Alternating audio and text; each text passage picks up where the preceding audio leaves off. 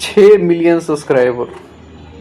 किसी भी इंसान को वहाँ तक पहुँचने में बहुत ज़्यादा संघर्ष करना पड़ता है, मेहनत करना पड़ता है, तब वो एक मुकाम पर जाकर पहुँचता है।